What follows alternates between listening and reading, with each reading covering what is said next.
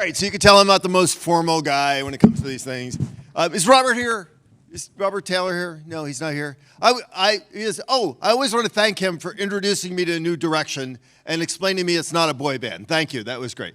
So, well, thank you guys for sticking to the end of the day. I think this panel ties in directly with the last panel because the one thing we could talk about the origins of our freedom and what they are and represent, but the one thing we all recognize is the definition of an enemy is they want to take those freedoms and liberty away from us.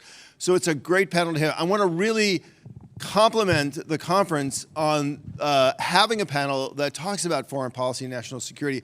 But actually, if you actually look about this, the whole today, I've been really struck at how much discussion there actually has been about foreign policy and international affairs and security issues, which is not something you see in a typical normal conservative conference. So I think this is really incredible and really important. I think one of the struggles of the modern conservative movement is that too often people talk about it like it's a buffet table.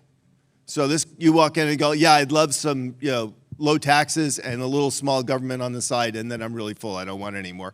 And often you don't have conservatives really talking about the breadth and depth of issues.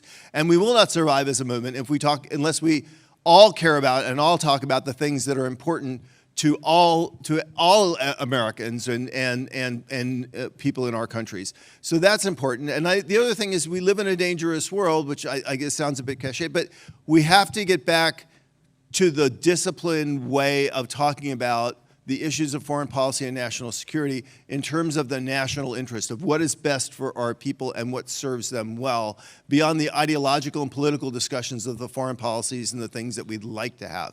And that I think is kind of the mental muscle movement that we've lost in the decades since the end of the Cold War. We have a great panel. I know you have to leave early. So here's what I'd like to do. I'd like to just briefly go through, and we talk about the enemies of freedom. I'd like to ask each of you kind of which enemies worry you most. I think that's fair.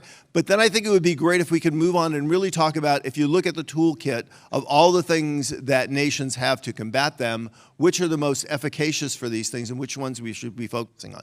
So I think that'd be the most interesting. So and I think just to make things really fast, so we can have as much time as possible. If everybody would just kind of do a brief self-introduction and then just jump right in.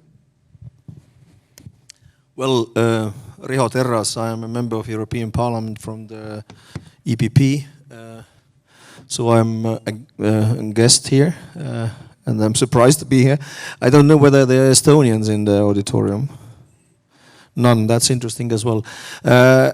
Everything I say can be used against me. I have been a soldier for 30 years. I've been Chief of Defense for 7 years, member of the NATO's military committee and the European Union military committee. I've been serving in Iraq. Curiously enough, the operation called Iraqi Freedom. So exactly to the panel. And now in the politics, I deal with the issues of freedom, of course. I think the first thing is important that we need to define what the freedoms are. For us, for a European Union, for Western world, these things have been defined for like at least 50 years, or a bit more, 70 years. But there have been some breakdowns, and one of them was, of course, collapse of Soviet Union. And then everybody thought that our freedoms, our understanding of the world will take over, and the Soviet Union will become, as the Western Europe has been through, or US has been throughout the years. Then we had a great big war in Balkans. Everybody was surprised about it. So that means that freedom is not given. You have to fight for freedom, and if there is free space, the security will be filled with other values than ours. Whether that is less freedom, I would not like to define. But from my opinion, what is happening right now in the world today is because of Obama's politics.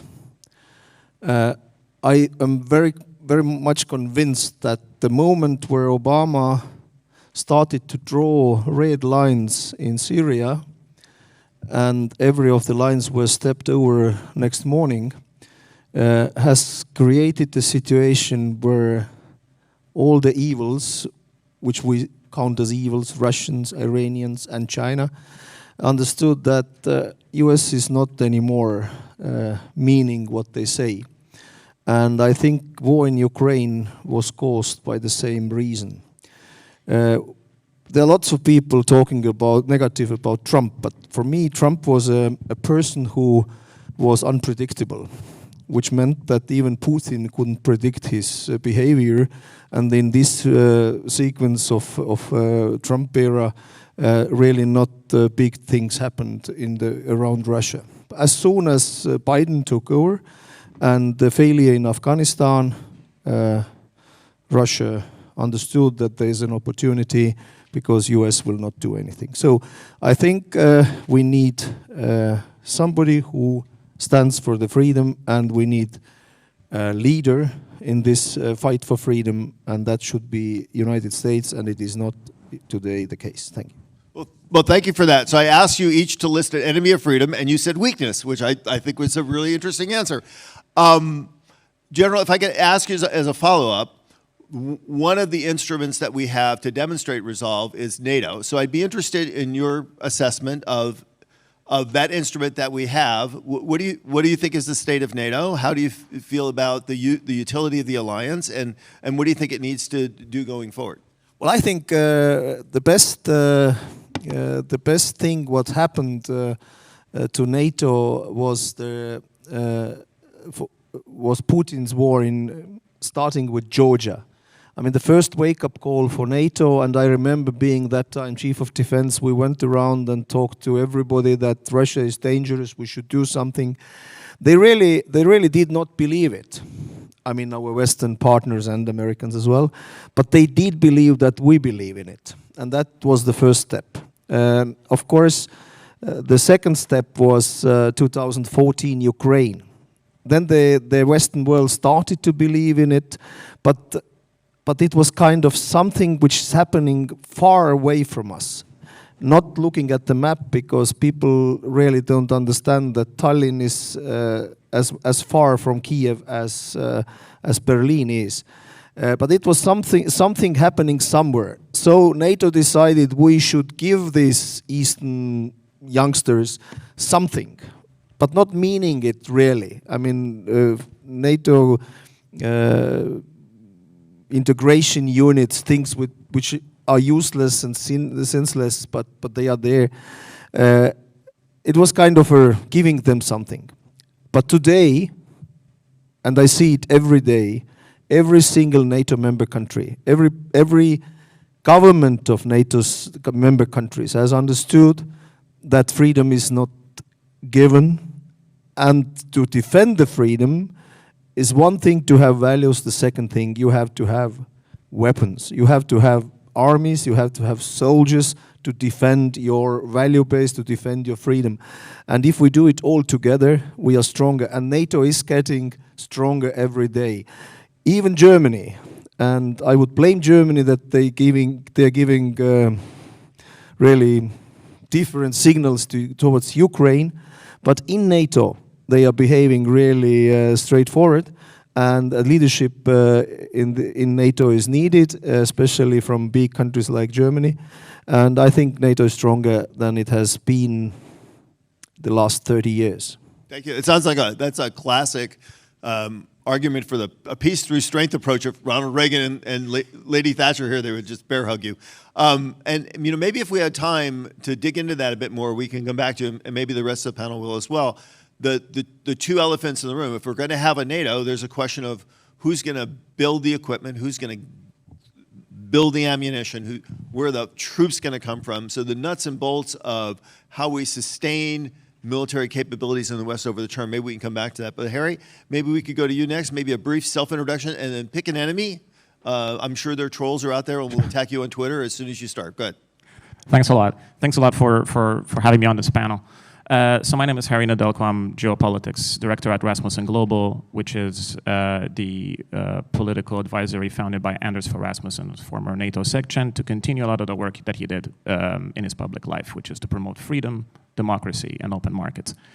I'm going to answer to your question, straightforward, and I don't think it'll be surprising anyone. I mean, we're in Estonia right now. And I know there's a lot of Latvians and Poles in the room, so you know, and we know now, and you knew for a long time who the enemy was.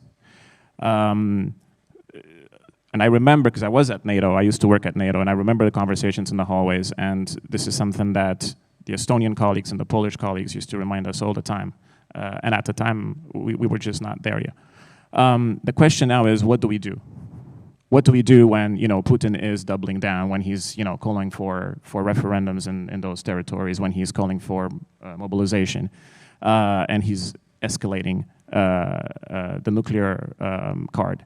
And here, if I may, just really quickly, three points I think we need to do. One is to realize what's going on. His army is on the back foot, and this is because he cannot escalate militarily. He does it politically. Which means he's also cornering himself. He's putting himself into a corner. Second, nuclear escalation is meant primarily to deter us. It's meant to undermine our own conversations we're having about, whether do we give Ukrainians more weapons, do we give them tanks, do we give them long-range missiles. So one is for us to understand that this is a terror tactic, first and foremost. Second, weapons. Deliver as many weapons as we can fast. And third, and I just came from Kiev a few days ago, third is to think about the day after tomorrow. So in Kiev, Anders Fogh Rasmussen handed President Zelensky a list of recommendations of what the world after tomorrow should look like. And that is, while Ukraine is trying to pursue NATO membership, provide Ukraine with a mechanism, security guarantees, from partners for long-term, for ensuring long-term that Russia can never attack again. And that means ensuring that Ukraine can defend itself by itself. Thanks a lot. So go ahead, please. Yeah. So let me just ask a quick follow-up question. So that Russia is the enemy front and center of the transatlantic community. And you made the case about dealing with that is really an issue of conventional and strategic deterrence. So how often in the last few years when we've talked about dealing with the Russian challenge, even those who have acknowledged the Russian challenge, it's been more on the other side, right? It's been about little green men and cyber and disinformation, yeah, I'm shaking my head too, and disinformation, all this other stuff, and we really have neglected the hard power conversation. So my follow-up question is that, okay, do we have to do both, or what do we really have to get our act together to? And if you have a comment, particularly on where we're going to get the weapons and the ammunition to deter Russia over the long term, and then General, if you want to also jump in on that as well, I think that would be helpful. Well, we have to be realistic and understand that, come this winter, given the energy crunch, for sure there will be an attempt for the Russians to undermine us, the Western public. But second of all is, we really need to understand that the world after February 24 is a different world.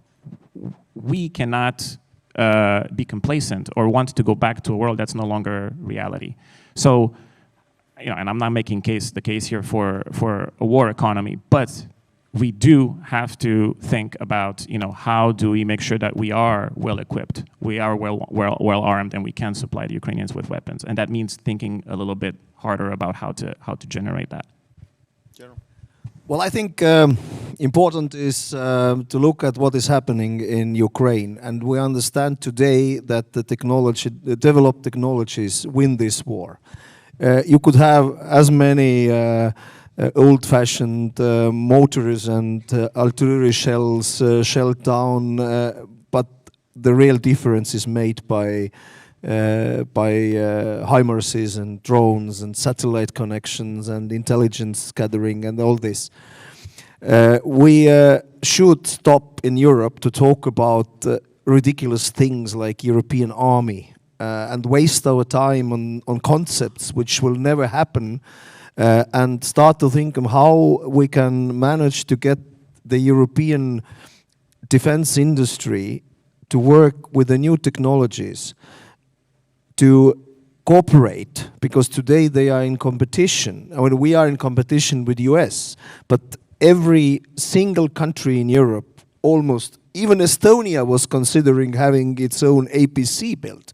I mean, we have 36 different APCs driving around. And if that is not waste of effort and money, what is?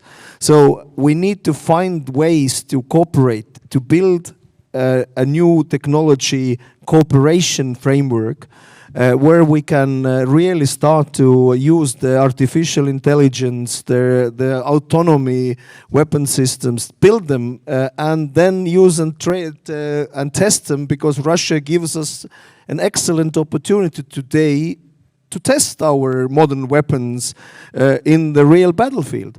If we don't do that, we will not be able in the long term to hold. I mean, in the shorter term, we are better than them. Now, today, we have just to push all our weapons, I agree with it, to Ukraine. I mean, Estonia has given up javelins, all we had, and howitzers and all this. And the question was asked from the Chief of Defense of Estonia, why you are giving up weapons if you were...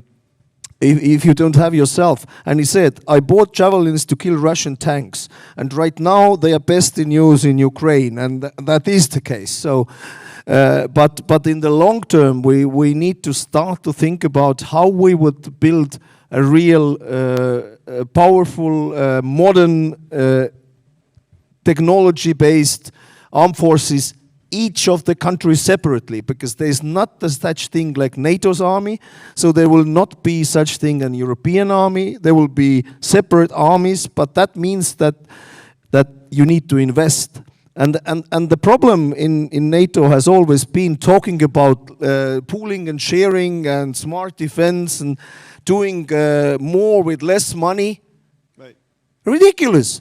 More with less money means you can do everything without money if you exaggerate to the end. I mean, you need money, and now the countries have understood that we have to invest in defense and build up a strong defense inside in the framework of NATO, and not talk about it in European Union. European Union should provide us the framework for industries. Thank you. This to me, New Direction and Think Tank Central are really precedent setting here. You would not have a major conference of conservatives and libertarians in a room 5-10 years ago and have a discussion that said peace through strength needs to be fundamental to what we are about. And that just wouldn't happen. And then to get to this degree of fidelity, because we don't all agree, and that's fine. But the actual big debating about what do you actually need to provide for a common national defense, that is really, really important. And these conversations are going to happen more frequently, not less than the years ago. And if we don't, as a group, have good, powerful answers, we're not going to be relevant. So, Otto, not to put you on the spot, but maybe a little self-introduction and then pick an enemy and have... Sorry, I have to leave now, but I just wanted to add that we did talk about China, but I'm still convinced that Russia is a minor problem and China is a bigger problem. Russia is just right now the problem, but China is a long-term problem. Well, before the general leaves, please join me in thanking him for his service. So,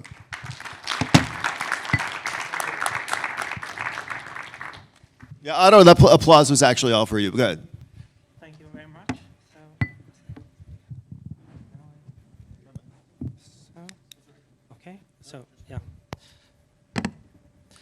So now I'll be glad to at least be the Baltic representative here, as I come from Latvia. Of course, Estonians say that they have everything better in Estonia, but probably they are the better neighbors to us. I'm glad to know that, of course, Estonians are certainly not the threat in this case, and of course they have done a good deal for Baltic security, which is the field that I research and something that we do at the Baltic Security Foundation, where we look at military, societal, and economic aspects of the security of the Baltic states and the Baltic Sea region. region. And certainly some of the threats were mentioned by my colleagues on the panel, and indeed I could second that we could look geographically, and we could look at state actors who have and still are creating the biggest challenges. But it is interesting with regard to the debate that we had on the previous panel, how it is so easy to put it together with the ideological aspect, because one thing that unites a number of these actors is, of course, the state role in their economy and the way how the government is organizing, the way how the society runs. And if in Europe many times we would talk that a big government is a problem in the terms of efficiency, then of course if we talk about Russia, Belarus and China, it is also a big government which is too big to be challenged, also in terms of checks and balances. And so of course that is a challenge, because of course it tries to replicate itself and the elite that is in charge. And on the one hand it is a challenge for the Baltic states, for the Baltic Sea region, in the way how they are able to mobilize their resources to counteract what would be our freedom, but also how to try to show at least to some parts of the society how this would perhaps be a preferable model of governance. And in that regard, we saw very well, for example, the comparison between Belarus and Russia, where even though Belarus would be less equipped to suppress societal upheaval with regard to any governmental policies, it was much better able to do so, especially if we look now what is happening in reaction to mobilization in Russia and what's happening in Belarus, because of course in Belarus the government controls a much bigger part of the economy, and so of course it is so easy to make any protesters jobless and then fine them according to the criminal law with regard to social parasitism. So of course that is a way how to deal with any dissent, and it is certainly something that we have to take into account. Of course, that is the same case in China, and perhaps what is the more worrisome part here is that how also this model of governance is used to perpetuate those forms that can become a problem of us, because it is at the end our money that is funding the Chinese Communist Party with their attempts to try to become a military peer to the United States, being able to build 5 classes of military submarines at the same time, and of course doing what it can in abusing academic freedom and other issues that are perhaps looked differently here to the aims that are in contravention to the values that we stand for.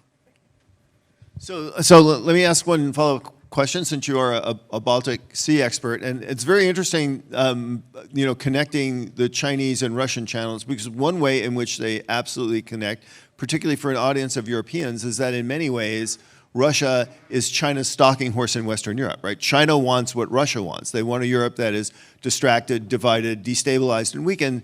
That Russian activity opens the way for Chinese influence. So a defeat for Russia in many ways really is a defeat for China. And when Xi was mad at Putin, he wasn't mad at Putin because he invaded Ukraine. He was mad at Putin because he wasn't successful. So if we could focus just specifically on your region for a second and continuing this conversation about the importance of hard power. So in the Baltic Sea region, really 2 parts. One is, what's the relevance of a Finland and a Sweden joining NATO to Baltic, to security in that region? And also in terms of future needs and capabilities, what is the most important thing for nation states to be bringing to the table in the future? It is certainly most important, because it is both the question of resilience, our ability to not make the Baltic Sea as a completely contested area, and it is of course important in terms of deterrence, but also of resupply and many regards. And of course it is underlined by the fact that even before Sweden and Finland were on their way to become the members already, you had strong bilateral cooperation with the United United States.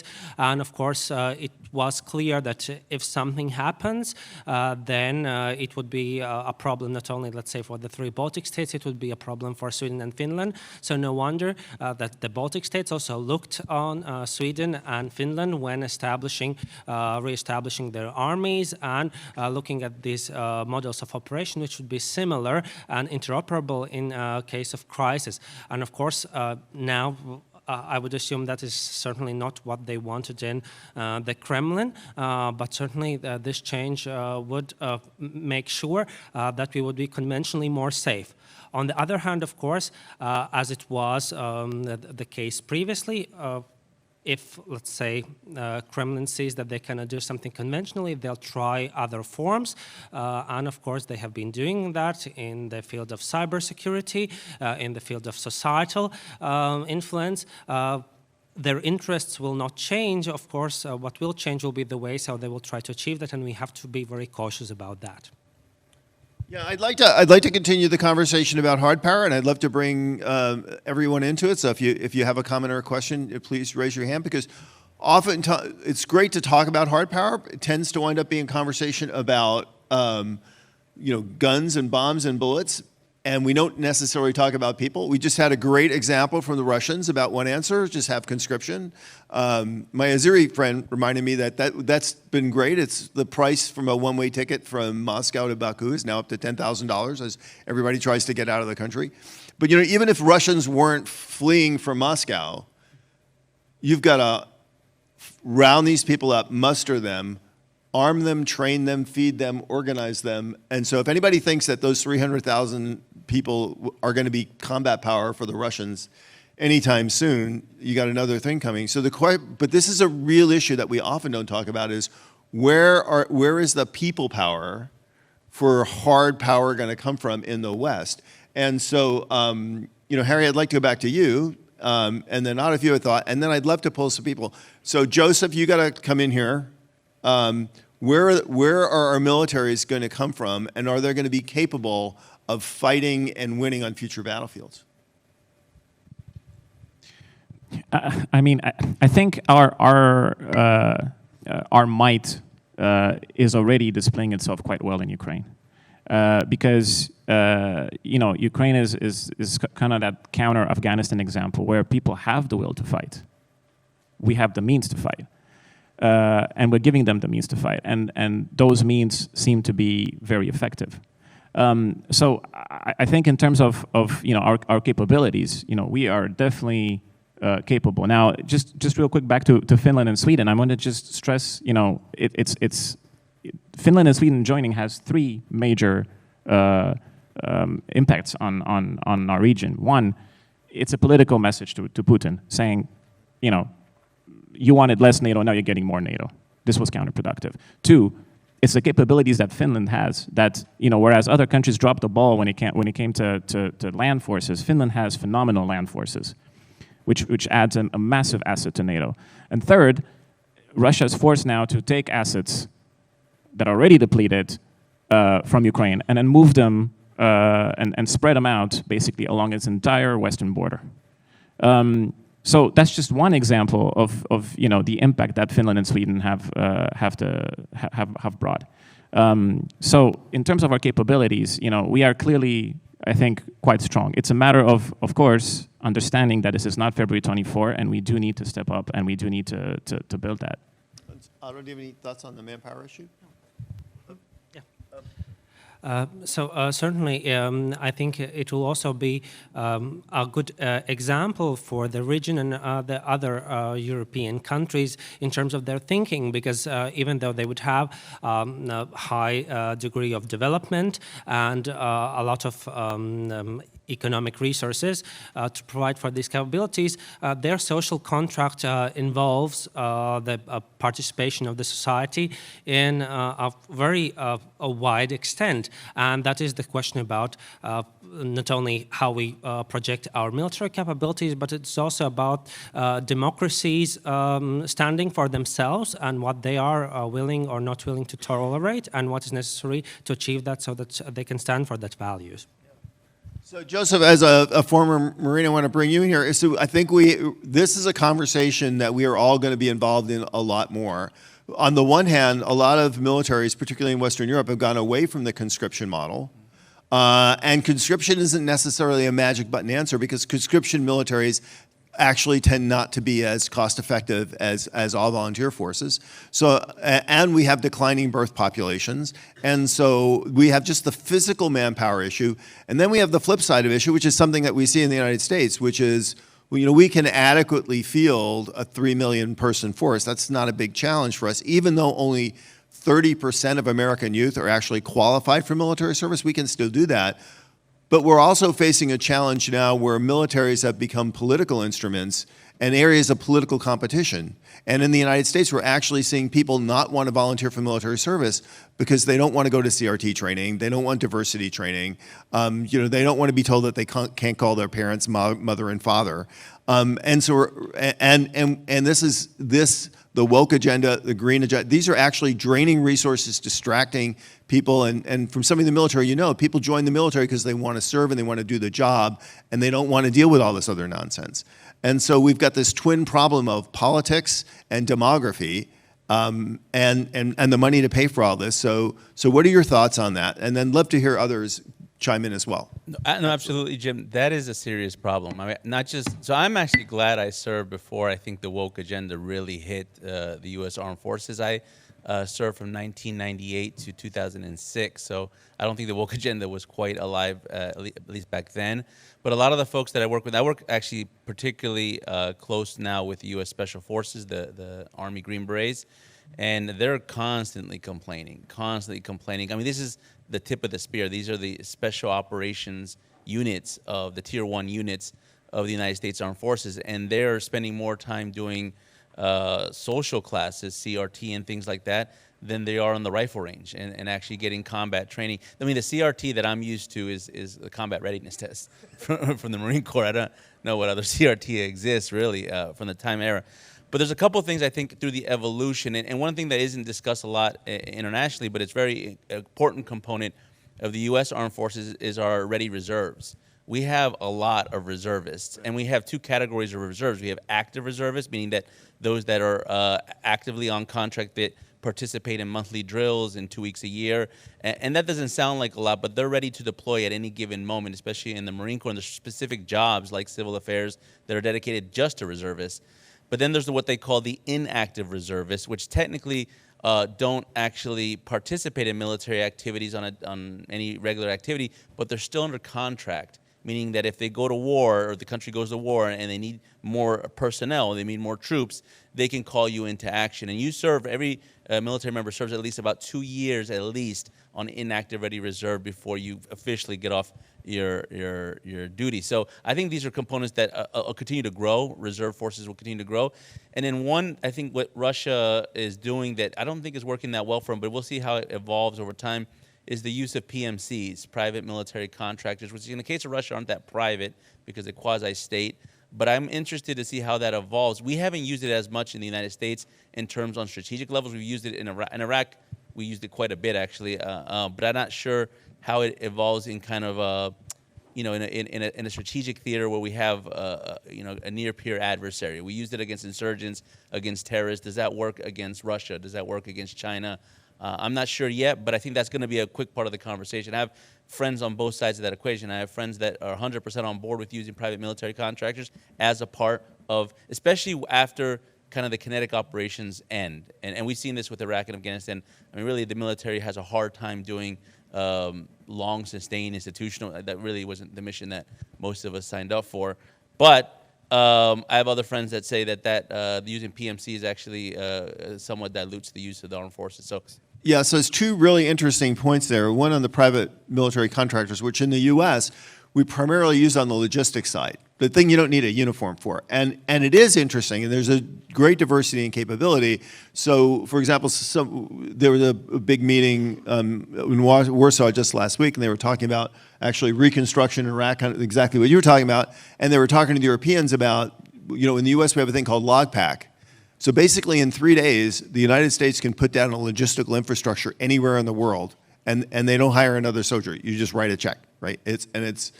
the Europeans were stunned on that. There was like talking about building up, capabilities in Ukraine and reconstruction or other support capabilities. They said it would take us weeks just to start, finding companies to do that.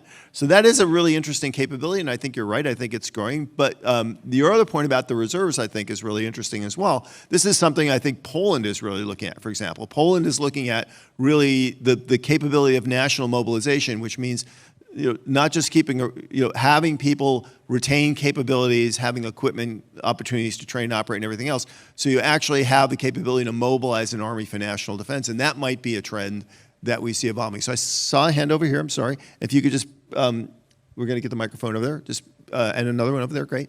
And another one. This is awesome. We don't have to do anything. If you guys could just we'll go 1, 2, 3, and if you could just briefly introduce yourself and then jump in.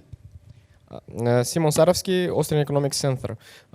So the whole panel talked about peace through strength, and me being the word of, would ask why don't we go the other way, because obviously it does not work if you ask me, because just looking at the war budget that the United States or the whole NATO has compared to China and or Russia, they're obviously not scared enough. So up till what point should the US spend enough money to be enough? And another thing I would like to say is regarding the Trump administration, as bad as one might say it was or disagree, they managed to make 3 peace agreements, if I'm not mistaken, between Israel and 3 Arab states, which in my book deserves Nobel Peace Prize, unlike what Obama deserved,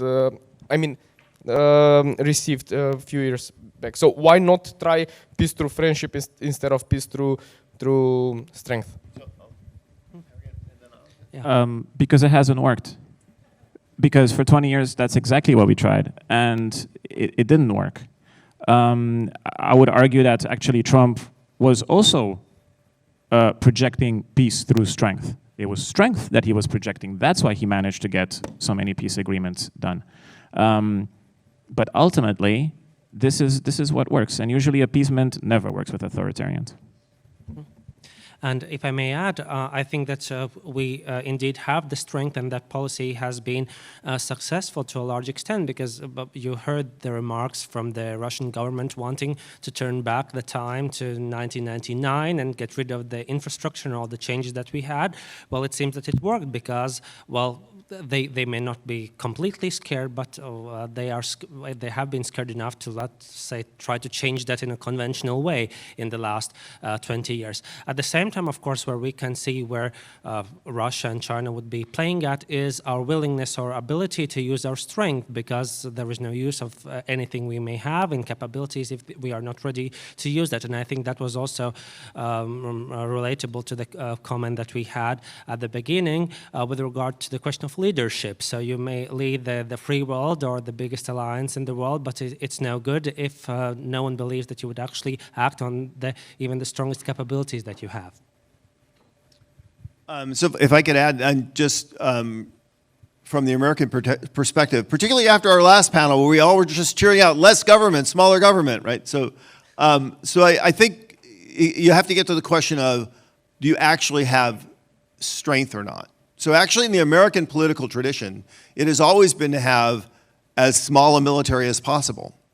And this is following up from the British political tradition, one, because a military is a drain and a resource on taxpayers that is not producing productive economic growth and like other things do. So military is in many ways for a government is a necessary evil. And the other is militaries are potentially instruments of political jurisdiction. Not the military is going to take over, but that the government might use the military against its own citizens. So argument's always been you should have just enough military. And I think we as conservatives should always begin with that. The question is how much is enough? And to get to your point about strength and why weren't China and Russia scared, we do something at the Heritage Foundation called the U.S. Index of Military Strength. We've done it every year for going on over a half dozen years now. The genius of it is, one is we only use unclassified data. which is actually gives you a very good read on the military because we have a massive amount of unclassified data on the U.S. military because we're a relatively transparent society. The other is we grade the U.S. military in the same way every year. So you get a consistent measure from year to year to year because you're asking the same questions and you're scoring against the same way. And the third thing we do is the United States happens to be a global power with global interests and global responsibilities, and therefore adequate for us is to operationalize globally, which means that we have to deal with Russia in Europe, Iran in the Middle East, and China in the Pacific. And that's what we measure the standard against. And so even though the United States budget is larger than many countries, relative to the things that we have to protect, we're actually not terribly strong. And I can say a lot about the Russians and the Chinese, but they know how to count. And they know you can have an aircraft carrier that's maybe the best aircraft carrier in the world and has Tom Cruise on it, but it can still only be in one place at a time. So I think the Chinese and Russians looked at the numbers of where we were going, despite efforts on Trump to kind of revitalize the military. And I think they thought the U.S. doesn't have the heft to do all this. As a matter of fact, you saw many people in the United States arguing we shouldn't do anything in Western Europe whatsoever. We need to conserve everything to deal with China. And I think they doubted the will of President Biden to do that. So I think the answer to your question is why won't peace through strength work? Well, peace through strength doesn't work if you're not actually strong. Sir. Oh. Right, thank you. Arvid Hadén from the Swedish think tank Oikos. During the last half century or so, whenever there's been a real war, people have been talking about the death of the tank, and then after a while they figure out that the tank is still alive and kicking. But during the war in Ukraine, have there been any surprises about certain concepts or doctrines or systems which have worked much better or much worse than you expected? Thank you. It's one of the first 21st century wars that involves satellites and drones, and actually particularly drones have been instrumental, and the Ukrainians have actually employed them quite a lot. But at the same time, you have old technology that also proves useful. You saw how important artillery was. And now what we're seeing actually is that for the Ukrainians to really start the offensive, especially in the south, they've took some territory next to Kharkiv, but to really start taking Kherson and all those areas, what they really need is mechanized capabilities. So it's going back to the tank and the armored vehicle. So I may second that and add also that it was interesting to see both the developments with regard to the new doctrine and new approaches, but also the way what we saw, and that perhaps also made Russia so predictable, was this extensive use of the previous strategies and previous approaches, and partially it was, of course, the willingness to fight on the Ukrainian side and the unwillingness so much to fight on the other side, but it was also this difference of thinking that showed that perhaps covered some of the gaps, as were rightly noted by my colleague, that perhaps Ukrainians had in contrast to the Russian forces.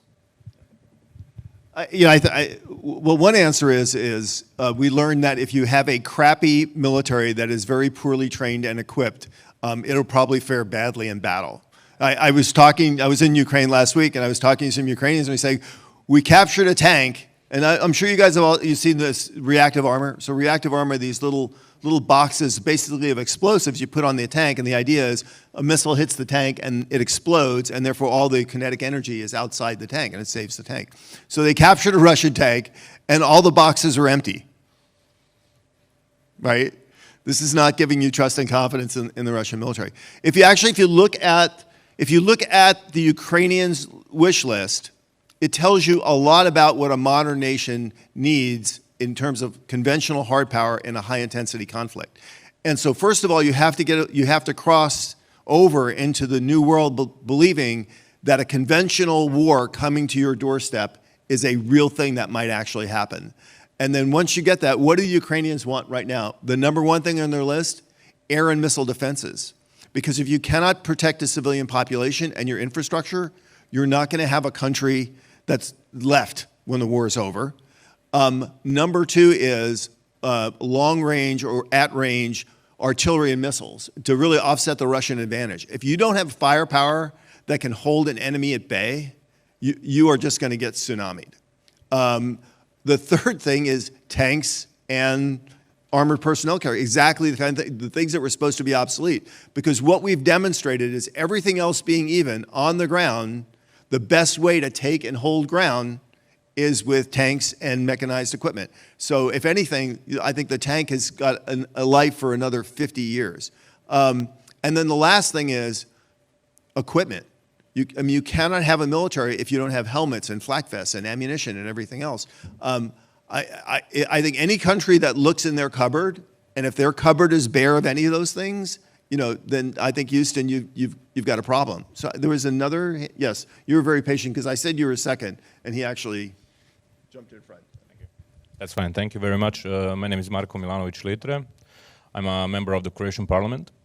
So when the war started in Ukraine, the Croatians had a strong sense of how do you say, we got flashbacks from our homeland war, and Croatia fought for our freedom. The Croatian soldiers fought for our freedom in a bloody war, and those are freedoms that we cannot just throw away.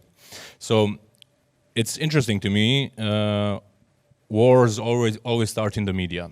The perception and everything else that goes with starting a war. You need the populace behind you in order to have a successful war.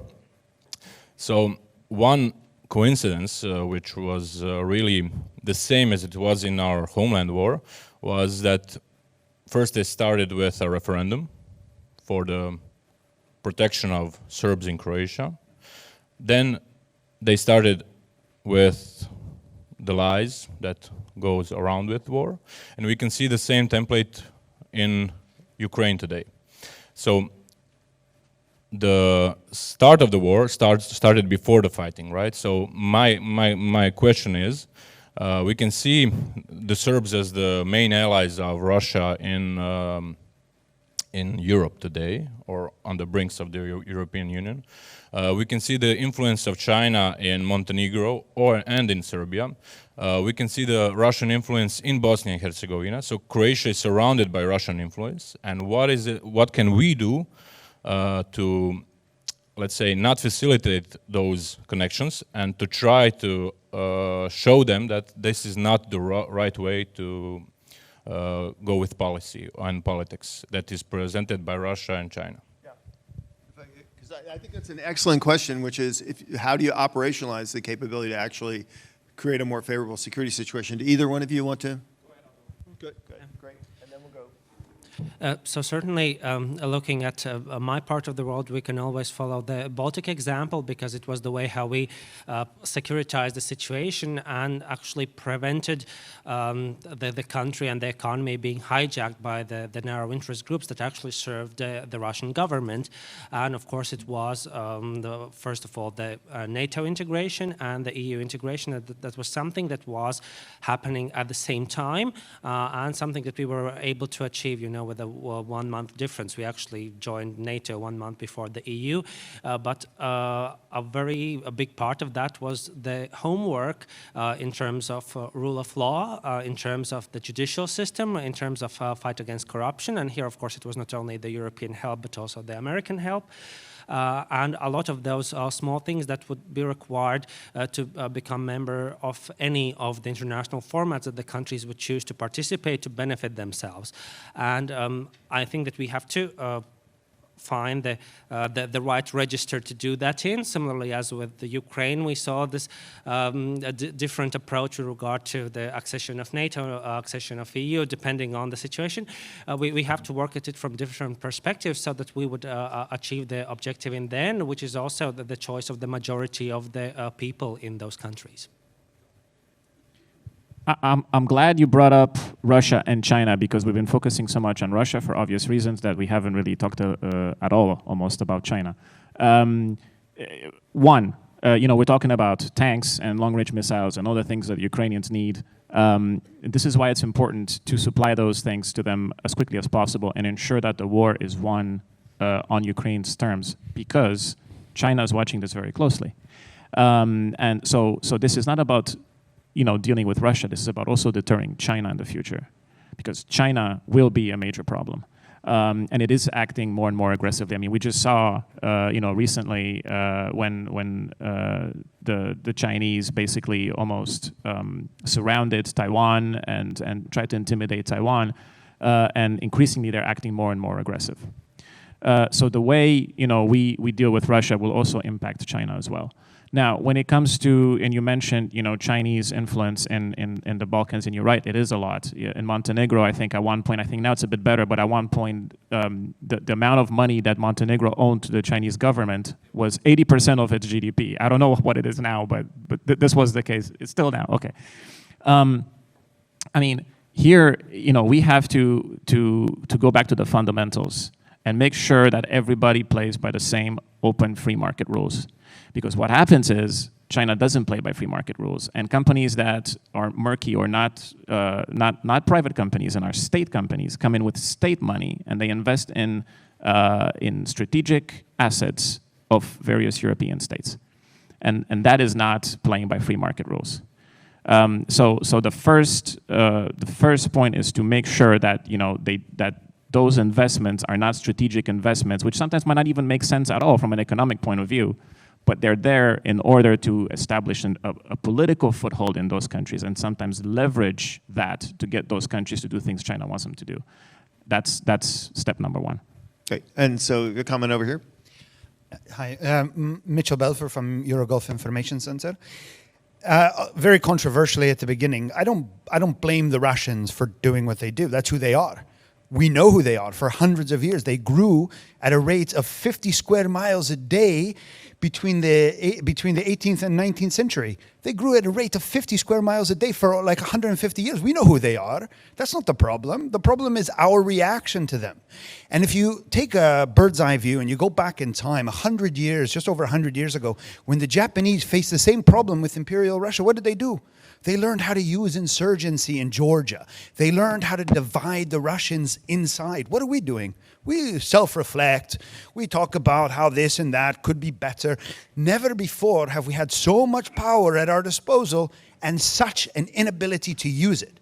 So the question is, how do we restart our geopolitical thinking so it's not just left into the chambers of think tankers, but so that it actually infuses policy making? Because we don't need somebody to talk about geopolitics. We need to live geopolitics. Yeah, I mean, you raise a great point. I mean, as horrific as the Russian operations are in Ukraine today, how often in our countries do we go back and hear people like, how do we get back to a normal relationship with Russia? Like somehow this was just some big, misunderstanding that we should be able to get over. So I don't know if you have a comment on that. No, you're spot on.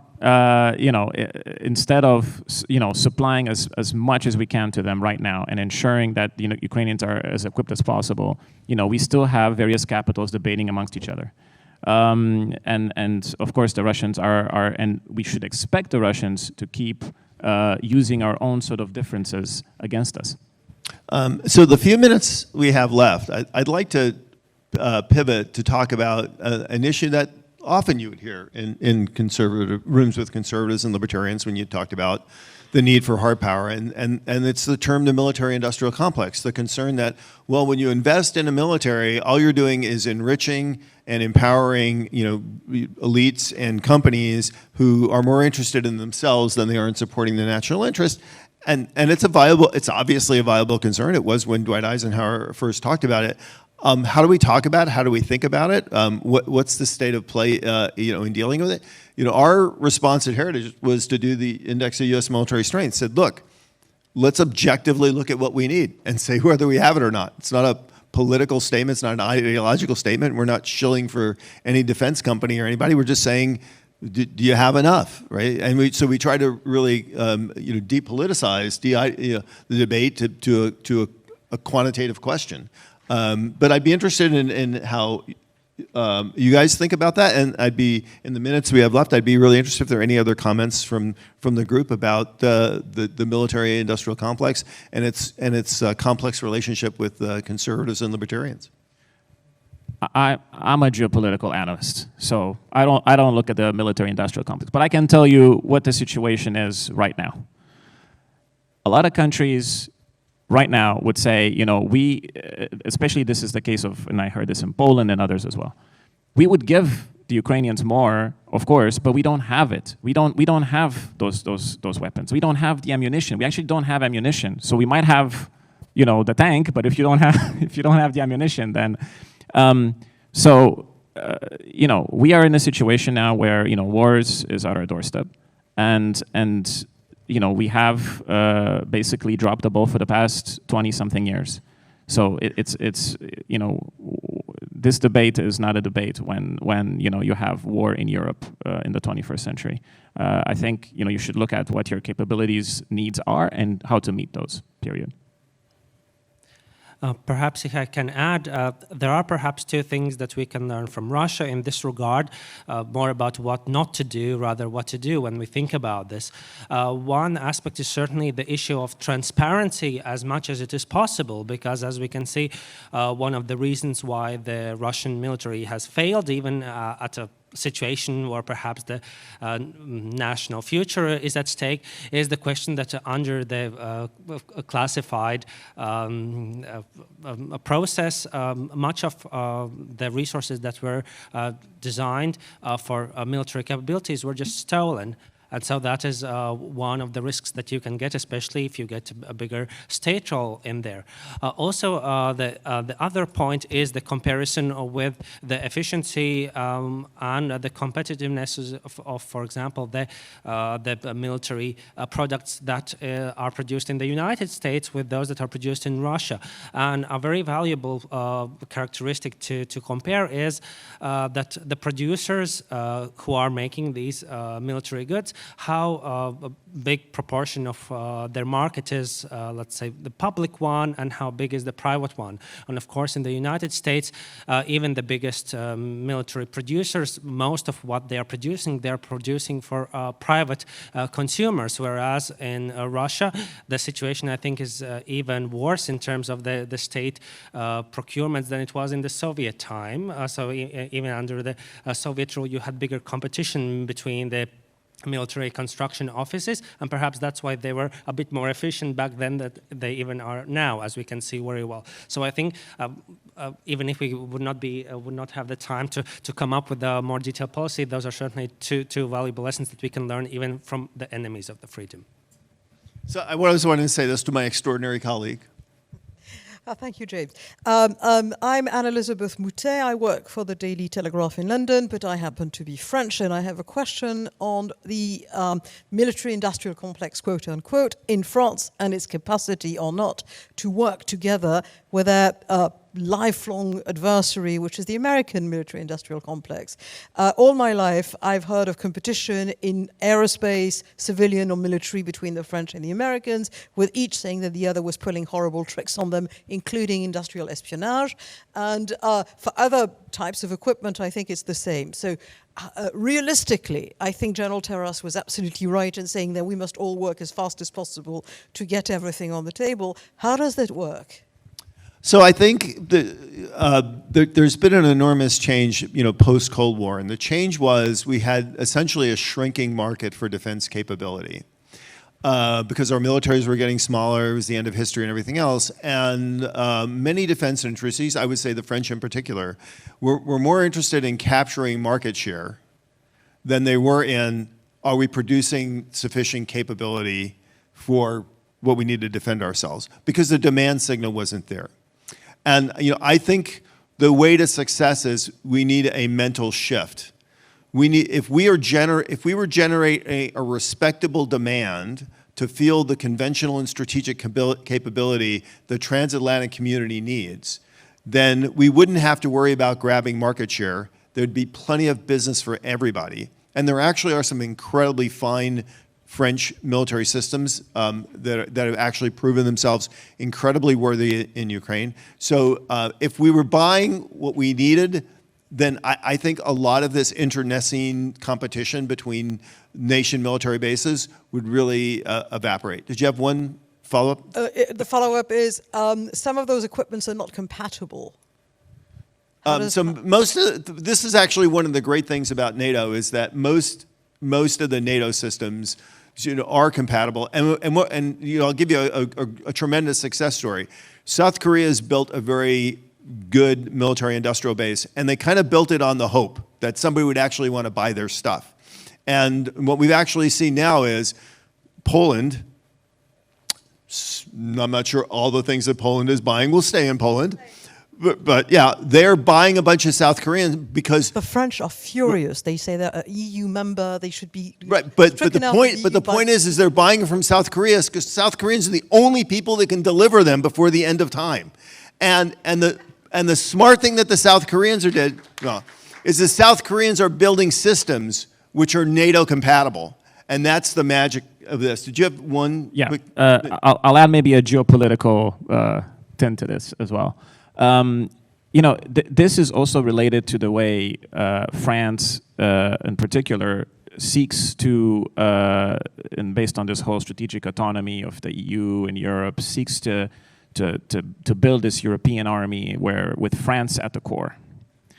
I think this was good to talk about and deliberate on while things were relatively peaceful, but I think we have to come to terms with the fact that, of course, the French military is very strong, and nobody denies that. And of course, French capabilities are very strong as well. Its industry is strong. But the idea of a French European army, or a European army led by France, but a particular European army is a paper tiger. It's a paper tiger, and ultimately, we have to come back to the fundamentals, which is, European security still rests within NATO. Yeah, it's like climate change is a political strategy. It's not an energy and an economic strategy. The French vision for a European army is a political strategy. It's not a defense strategy. I just want to end on this. Thank you. We're just slightly over, but I just want to appreciate this. I'm very excited that conservatives are talking about peace through strength as part of what is a core capability of defending the West in the future. If we're going to be good at this, we have to get into the nuts and bolts of this. One of the reasons why the Russians failed so horribly is they believe in this thing called correlation of forces and means, right? So I count how many tanks I have, count how many tanks you have. If I have more tanks, I'm going to win. That's not how it works. Joe will tell you, the morale, the logistics, the quality, all the things that make up a capable military are what make a capable military. And if you want one of those, and you want it in a cost-effective way that defends your national interest, you have to be able to dig into the details of training and equipping and manning and tactics and operation and strategy and allies and interoperability. This is the serious business that conservatives, it was the red meat of the conservative movement at the height of the Cold War, and we will only be relevant in the debate over national security if we have that level of skill and sophistication in talking about the role of hard power in defending freedom in the future. Robert, thank you so much for having us. I'm going to turn it back over to you guys.